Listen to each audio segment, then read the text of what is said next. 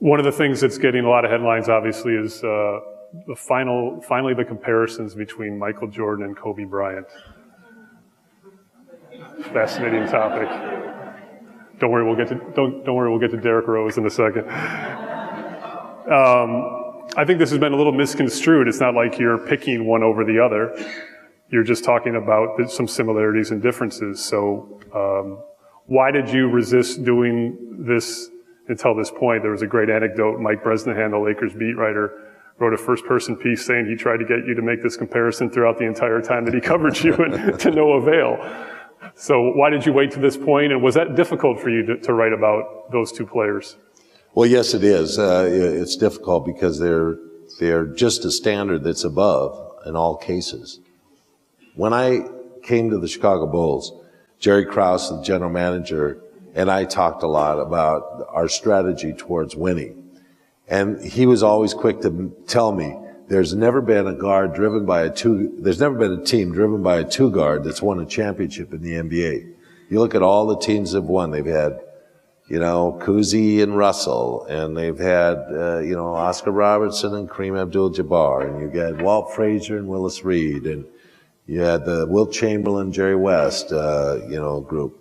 But there's never been a two guard that's been able to be the dominant force on the team that's won. And the reality is that I was able to have 11 championships working with two guards in each case. Now, that taking away a little bit of something from Shaquille O'Neal was pretty darn good center, right? But Kobe was still a dominant force on that team and just coming into his own. But it says something about the dynamism of these two guards that, in fact, Michael compares Kobe as the only one that he could really say met his standards as a player and a guy that worked hard at his game. And that's very true. They worked very hard. They're dedicated. And so I talked about that part of their characteristic that is so similar, but then I make comparison about Michael's leadership, which he had a little better temperament about because I got here, he's 27. He had gone through the University of North Carolina program. He had Sam Perkins and James Worthy on that team that won a championship as a freshman. He had made the key shot. The joke was, of course, that who could hold Michael Jordan under 20 points? Nobody but Dean Smith, because his coach would sit him, right? So Michael had to pay allegiance to a system and to a college that had great teams. And so he was willing and able to slip into what I asked him to do and we asked him to conform to run this offense that we were going to run. He had averaged 37, 38 points a game previous to that, and I asked him to point blank not win a championship in scoring. I said, I don't think there's been a scoring leader that's won a championship since Kareem Abdul-Jabbar.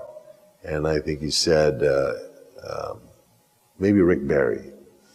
But then he said, I don't think it's going to be any problem. I can average 32 points a game and still win a scoring championship. So he had it all figured out. But I think the idea got to him that, hey, the ball's got to be distributed and other guys have to touch the ball and we have to have ability for other people to contribute because our defenses that are going against us can't all be focused on you because we run against the famous Jordan rules defense that the Detroit Pistons had for the last 3 years and failed. So he was capable of doing that. Whereas Kobe was 21 when I got to the Lakers. He was a kid developing, never played college basketball, been a high school basketball player that could do what he wanted to do basically on the floor. And I asked him to be a point guard or the lead guard, set up an offense that was going to feature Shaquille O'Neal. So he had to take a different role entirely. So we talk about those comparisons, and I think it comes out pretty even for both of them. So Kobe or Michael? Someone asked me to pick, I know. You see that one? I saw that one. Go ahead. I picked Bill Russell. He's got 11 rings. Smart man.